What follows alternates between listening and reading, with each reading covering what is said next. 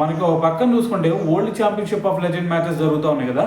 So దీంట్లో మొన్న West Indies మీద మన ఇండియన్ టీం గెలిచి సెమీఫైనల్ రేస్లో అయితే నిలవడం జరిగింది.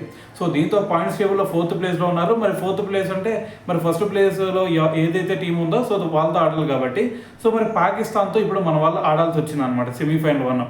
సో మరి మొన్న లీగ్ స్టేజ్లో ఏం జరిగింది, మనకి మేము పాకిస్తాన్తో ఆడమని చెప్పేసి మన వాళ్ళందరూ కూడా బాయ్కాట్ చేస్తే అక్కడ WCL ఏం చేసింది, సరేరా బాబు మీరు ఆడొద్దు అని చెప్పేసి అక్కడ మ్యాచ్ని రద్దు చేసేసి ఒక్కొక్క పాయింట్ ఇచ్చింది.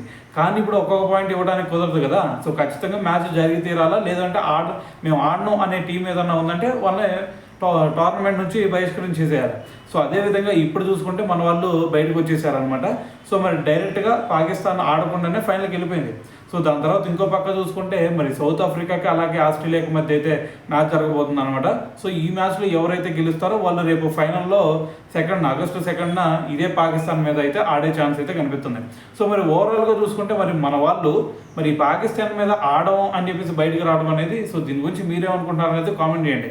అయితే నా ఒపీనియన్ వచ్చేసి ఏంటంటే మన వాళ్ళు ఆడి వాళ్ళని ఓడించినట్టయితే బాగుండేది అని అయితే నాకు అనిపిస్తుంది అనమాట.